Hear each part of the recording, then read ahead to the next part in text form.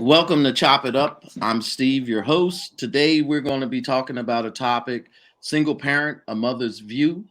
We've done one with single fathers, so now we want to cover the view from a mother's view. Today, our guests are Tanika, Liz, and Sherry. They will be sharing some of the things that they experienced as single mothers. So let's get ready to take it to the table. Let's get ready to chop this thing up. And we'll have Tanika, if you want to tell us a little bit about yourself, and then we'll go Liz and then Sherry. Hi, I'm Tanika. I'm currently in North Carolina and I have a 12-year-old, well, almost 13-year-old daughter. Liz? All right. I'm Liz. I'm currently living in Bakersfield, California, but I work Monday through Friday at Arroyo Grande Hospital in Arroyo Grande, California, over here by the beach. I have three biological kids: Justin, 25, Adeline, 22, and Malachi, 8. And then I also have three bonus kids, which is Daniel Jr., Savannah, and Jake. All right, Sherry. All right. I'm currently in the state of South Carolina by way of military and have three biological daughters, ages 3, 21, and 20. Have one bonus daughter. All right, all girls. All right. So let's get ready to talk about this because I know this is something that we see in America. Is something that is happening. It does happen. I grew up raised by a single mom myself. She raised 6 kids on her own. So I'm kind of familiar with the single parent household. So just wanted to get your points of view about your experience as a single parent. For those that were single, raising their kids, some of the experiences that you have. So let me ask you this question here. What was one of the toughest challenges that you face as a single parent? Any one of you can start. Money. For me, I would say. Go ahead, Sherry.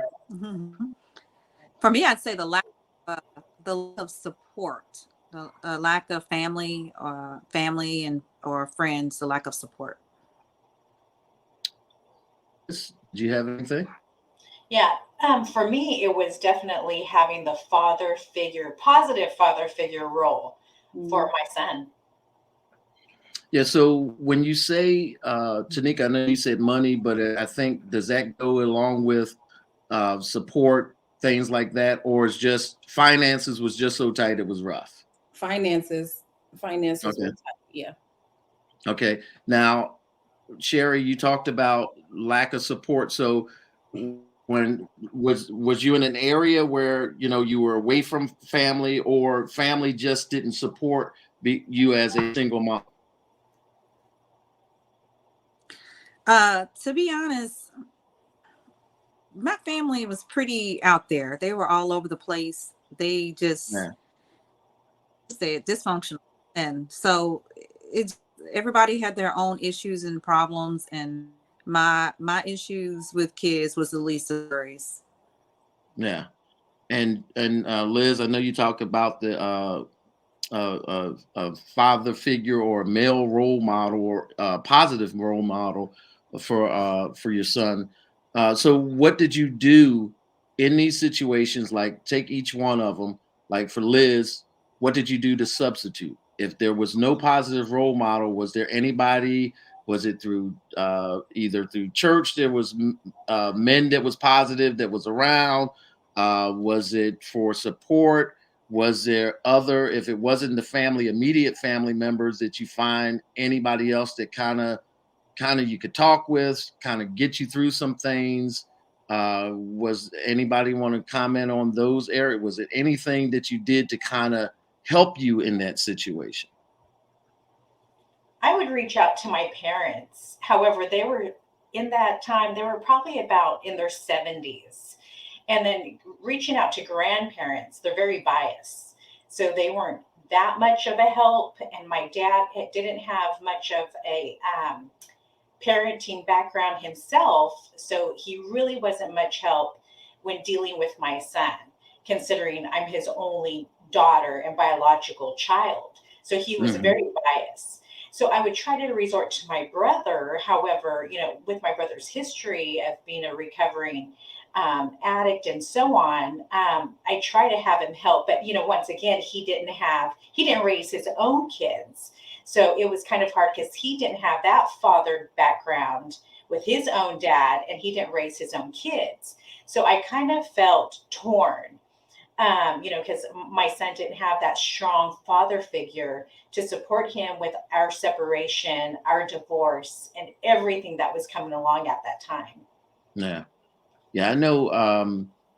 As a for again, like I said, my mom raised six of us, and I know during the time, of course, we're talking about uh, late '60s, early '70s, and it was totally different back then. Where it was kind of geared like you couldn't have a man around. Yeah. That's the way the system was set up. That there could not be a presence of a man in the home. Mhm. If it was that appearance, then whatever assistance that they was receiving from the state, they had to would risk losing that. So did anybody ever have anything like that? Because I know that was like late '60s, early '70s. Was that going on during the time that any of you were raising your children?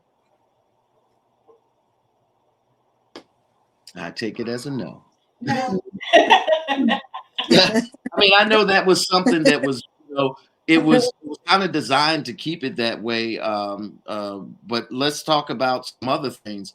Um, with, did you have with the one parent? Was they part of the kids' lives? Did they interact with the kids, or was they, not in the picture at all? I'll jump in on this one, and to double back a little bit on the support. I said one of the most difficult things for me was finances. Thankfully, I had a good support system because when I had my daughter, not too long after, her father went to prison. So um, I went home. What I'm saying? So thankfully, I had parents that allowed me to come back and get it together. Because I was out there, I was in the streets. So and now I have this child and this baby. So I call home like I need to come home. So I came home. So thankfully, I was able to have that support system with my parents, and then the father figure with my dad. So for me, it was really money was a lot of the issue, because I'm leaving one lifestyle and then coming and trying to live and learn a legitimate lifestyle, and the money is different. So Mm. I had to start really from the Mhm. bottom, start from scratch from the bottom. And so that was the most difficult part for me. So, did anybody have any struggles with co-parenting? I did, Steve. Yeah, if you want to call it a parent. All right. We- Sorry. oh no, you fine. Hey, look, we're being real here, so you okay. So what was the what? So Sherry, Well, what was that? You said, yeah. so for me, from my girls, it was always the I'm coming to see you, but never show up kind of deal. Or I'm gonna Right. send some money, but it never got sent. And so it created a lot of emotional trauma for the girl I had to pick up, Right. until to eventually I had to get to the point and say, we're not gonna do this anymore until you can get yourself together and stop making promises that you can't keep, because I was the one to pick up the slack from the behavioral issues and things that were coming from that. I mean, essentially, when he wasn't there, was, for a single parent household, it was pretty stable. But when he Right. would come in and make the promises, everything Mhm. just go up in an uproar. And so, yeah, so honestly, I never got to the point actually until I got married that I had the, I wouldn't even call it co-parenting. I never really got to that point. Right. Yeah. So and I guess what you're saying is that you had everything was stable until when these promises and these things that was not going to happen. So when those things did happen, how did you with your girls? I know you said eventually you got to the point where you said, we're not going to do this. But what was, you Mhm. talked about some of the emotional things that they went through. So as a mom, how did you handle that, knowing that here we go again? We already know that this is going to be another broken promise. How did you start preparing, or how did you start changing that to kind of combat that you already know that this is not going to happen, what was promised? Oh, that's easy. I just cut off contact. I didn't Okay. allow him to, I didn't allow him to talk to them, because it wasn't Right. like he was really contributing anything to their lives Right. anyway. They weren't really missing anything. And so you had to come to the conclusion that it was actually more beneficial to just cut off the contact. It wasn't like I was being bitter for no Right. reason or just But the trying to keep contact, them but the from contact him was at every the contact was opportunity. disrupting your house, is what you're saying. It turned your house upside down Right. with the contact. Okay. Yeah. Okay. Yeah. Yes. Anybody else? Yeah. What was the So, original question? So the question was, with co-parenting, did the co-parenting, did it cause any issue with co-parenting? Did you have any issues trying to work as a co-parent? Okay, Liz sound like she has something to say. so yeah, with my older two kids, their dad, I kind of just like Sherry experienced whenever he did try to have any type of contact, it was so negative. It Mhm. disrupted our household. I was in another relationship, and that relationship, we ended up having another son, and it was just kind of feeding my other two kids into confusion, and Mhm. that caused. I want to say that that was a huge reason why my son acted out. He was Mhm. it was a vital age for him. That was all his freshman and senior year of high school, where I was able to pull in my daughter and keep her closer, which that was I felt it was easier to do as her being a female. But with my son, that's his father, and so with his dad feeding these negative things into his head, and manipulating and just telling him to do certain things and act out and do this and do that, that really hindered him from just furthering himself in life, Mhm. and still going through that. But now on the other hand, I started after Daniel and I had separated and got back together and started co-parenting. I learned what positive co-parenting was and how beneficial that could work. Mhm. And we ended up getting back together and got married. Just last year. Yeah. Just a year. Just And when last I year. give that testimony to people, to women, they're like, I have some hope. And I'm like, yeah, they could change. It could be for the positive. We were separated for 6 years. Never did we ever think that we would ever come back together again. Wow. But and after my other experience, however, my older two kids' dad, we were only from the time that we separated to the time that he ended up passing away in a vehicle Mm. accident in 2015. So that again, once again, the kids were left with a huge void. They were never able to have that positive experience. Mm. Yeah. Yeah. I mean, it's unfortunately, this happens a lot. And some of it I know, and again, I'm not trying to make up any excuses for anybody, because when you don't have a positive male role model in your life, it's kind of hard for you to just jump in and be this positive role model when you've never had it. And I'm Mm. just going by my own experience. And when I got married, of course, I didn't have a father in my life, because I was raised by a single parent. So everything I did, I was winging it, and I wasn't winging it Mm. that well. So it does take other people to come in, to step in, to kind of help out. I always say that, especially if you're involved in, like if you're in a church or something like that, I think that men in church that know that's going on, that somehow or another should be able to step in and be a positive role model for those boys that are there, that,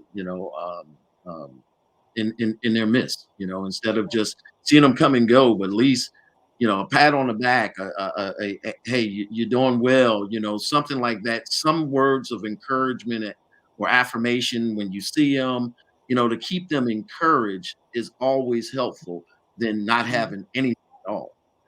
So I'm just telling you that from my own experience, that not having nothing, it creates its own problems. So Absolutely. yeah. And from So what I Mhm. experienced with the first relationship, I knew that I didn't want to do that to my little son with his father, good or bad. I knew he needed his dad, and that co-parenting, we were doing the every other weekend, and I saw how beneficial it was to Malachi, and how he knew his dad, and right. it was a wonderful dynamic, and God just put it in my heart to start loving him again. Yeah. Yeah. Look how she just smile. I love it. Yeah. I like that baby daddy.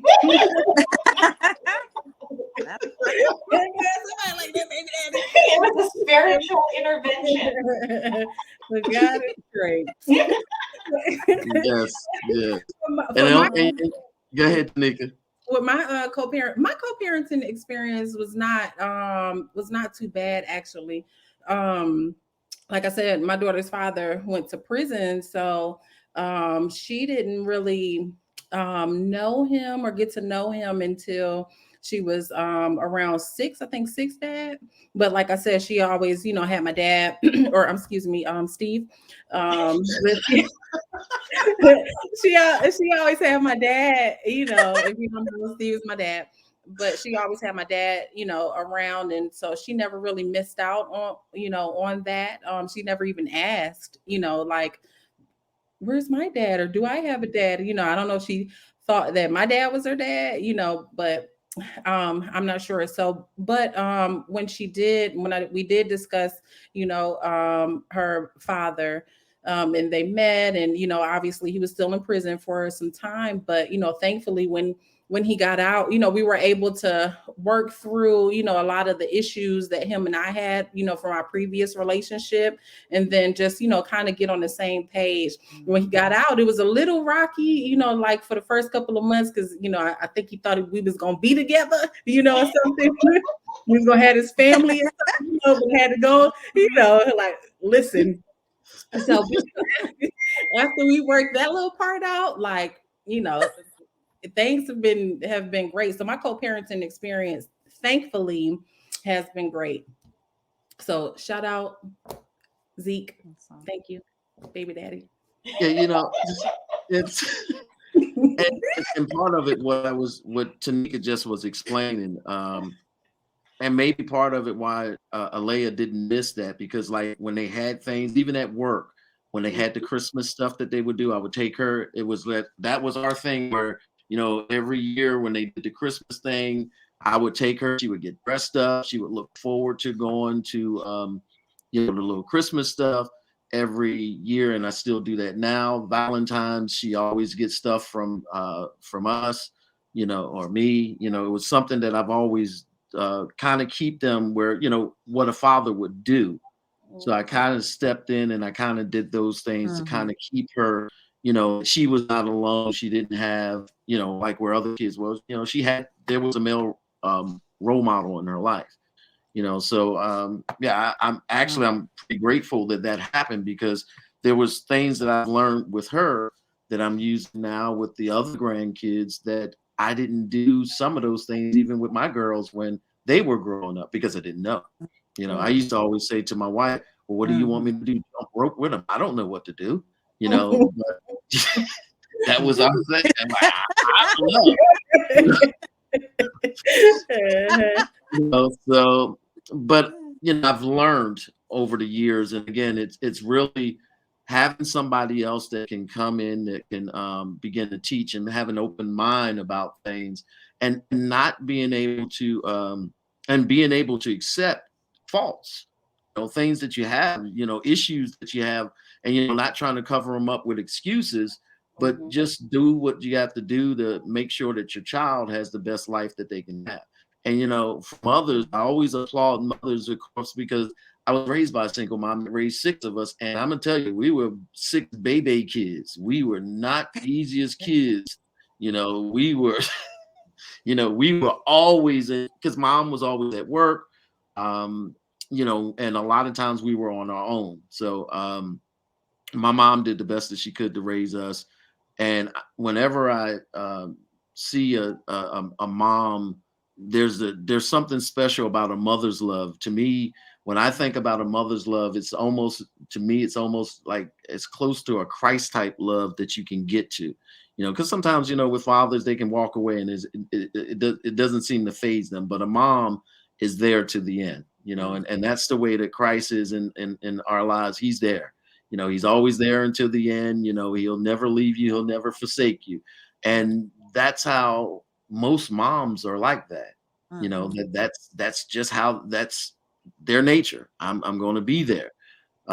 So I'm glad that, we did have you all talking about, is there anything that any one of you that you want to make sure that you instill as you were going through that process of being, Tanika, I know you're still doing, but being a single parent, is there something that you wanted to make sure that you definitely instilled in your children?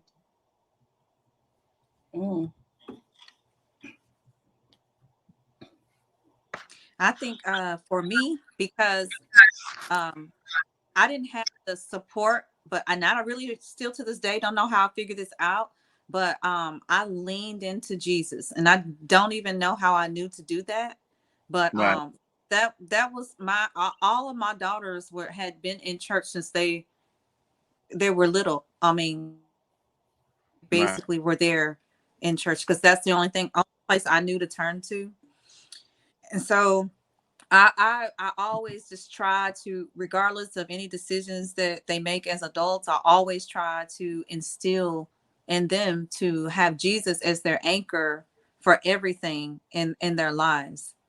And so regardless of, the seeds are there, and it'll always be there. And I think, even though the single parent experience was rough, it was the thing that drove me to Jesus.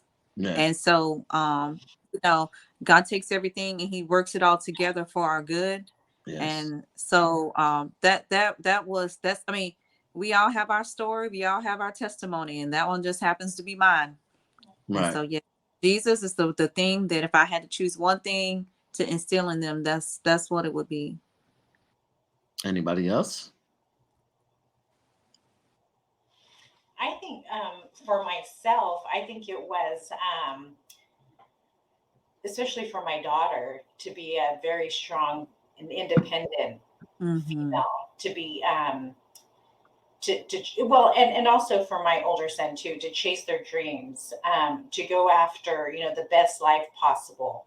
Along with, I was, in church. I hope I did lay the foundation also. And so I know they do have roots also. So, going after their dreams and living the best life possible. I want to say that my daughter definitely displays that, and my son will also. The prophet. The prophet. So that's Malachi. But my older son, I know he's had a lot of speed bumps.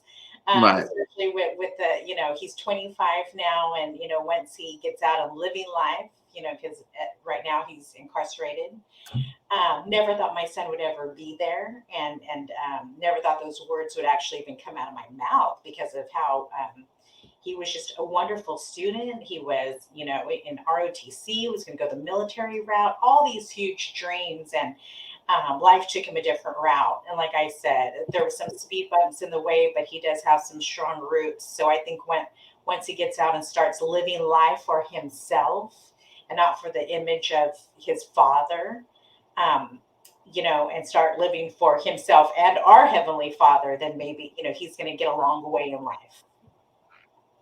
Yeah. I mean, it's, Mhm. You know, you never expect that because, again, for those that know, I have a son that's incarcerated as well, and it's not something that you expect for your children. But I also look at, I believe in the story of the prodigal son. You know, Definitely. Yes. they go out and Mhm. they do things in the world, but the Father God is always there waiting on them. And when they bring themselves back to Him, there's always room at the table for them. So that's just something that I believe. I keep that in mind for myself and for him. I speak it, and I still believe that's what's going. It's going to happen. So it's as you say, moms Mhm. don't give up. We just don't. No. Dads like myself, it's not, you know, when you have the foundation and stuff that I have, you just don't give up like that. So, you just have faith and you trust that, as Yeah. Sherry has said, God will take even those bad things that the enemy meant to destroy folks, and He can turn it around for His glory. So, and I'm glad to see that in each of Mhm. your lives that, situations that you talked about, and I know for each one of you, you're not living in that situation now. So one of the things that I believe is that by talking Mhm. about some of these things, there are somebody that may listen to this, that may be in the same situation but feel hopeless. But by having you all on, it Mhm. gives them hope that if they look at this and they see that Liz was Mm. able to come through, and all of your situations are different, but all of you were able to come through. And I know background on each and every one of you, Mm. and you're all doing very well. So it's, yeah, that rough time, but when as you're listening to those that been through it, and as Sherry, she said her guiding light was Jesus Christ. As these things are coming into your life, these are opportunities,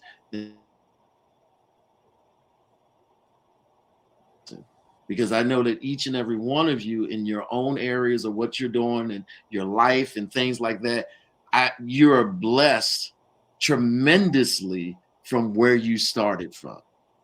So I mean, of course, I know my daughter. Of course, I know where she was at. I see the things that she's doing in her life, and I know that education and things like that. I know as a single mom, she worked her way through college. She worked her way. Matter of fact, when she started, she worked her way from not having a high school diploma to a GED, then a bachelor's degree, then to a master's degree. So, there's always hope for ladies that are out there looking at this. If you don't have the right, reach out to people.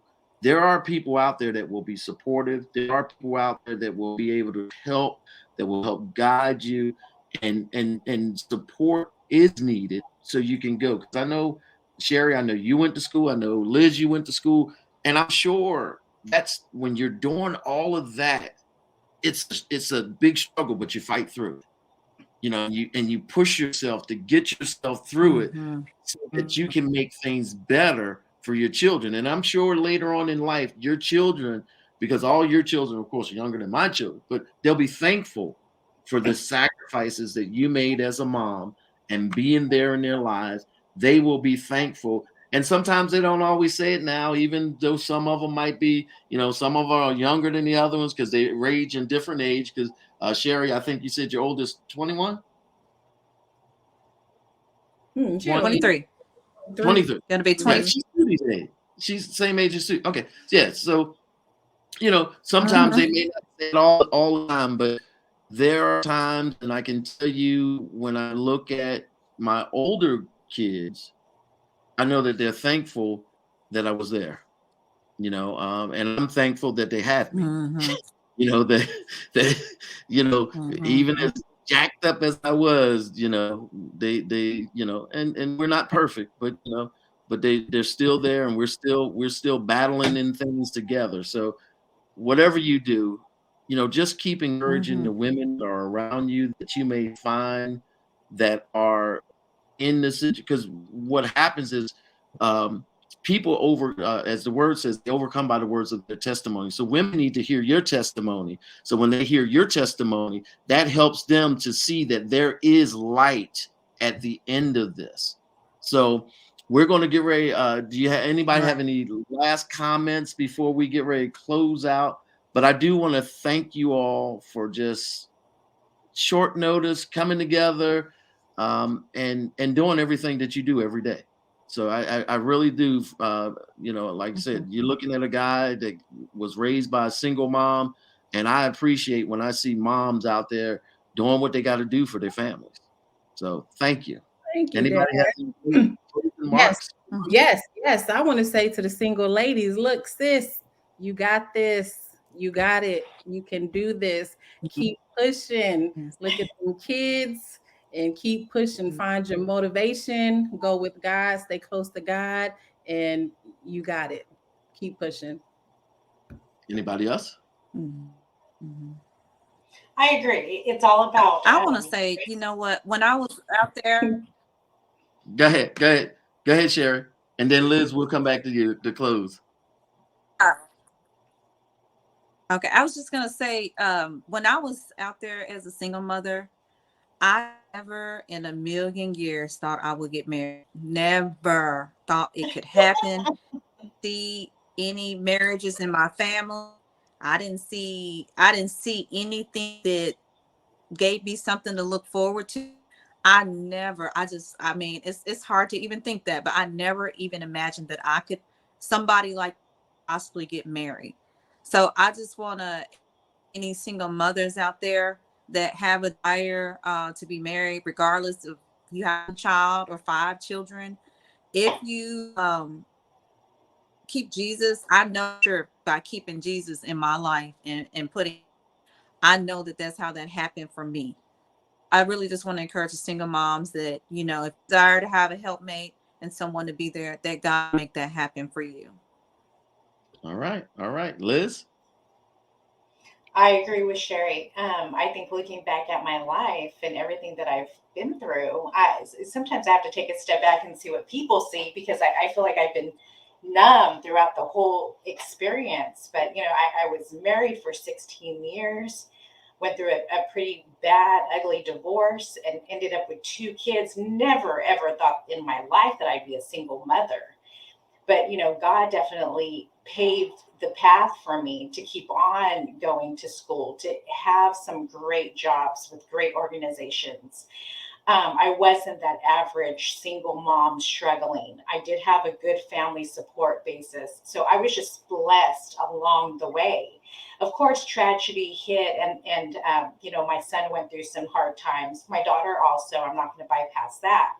But then also having a son at 38 years old and having some relationship, a rocky relationship at that time too, ended up being single again with an infant. But just like we talked about, having that experience as co-parenting and being able to do the weekend on and weekend off, and really get to experience that. I've experienced a lot of things in life as a trial and error, and just all those things I've been able to learn from and build my strength from. And just God's carried me the whole time. And now I'm married to a pastor. Cannot believe that, being a pastor's wife. So, now I'm even learning a stronger path in life, where, my belief and my courage and my strength to step out in the world and have faith that, he's blessed me this far. He's going to bless me, until the end. So I think that you're right. The story may not look so perfect, but at the end, it's been beautiful. All right. Thank you all again. We look forward to maybe a follow-up to talk to you all again. I'm sure with some of the feedback that we may get, we'll get you all back together to tell some more of your story. Thank you again. And we look forward to talking sometime in the near future. All right. Thank you all. Thank you for having me. Nice meeting everybody. Thank you. Don't drop yet. Yes, nice meeting you too.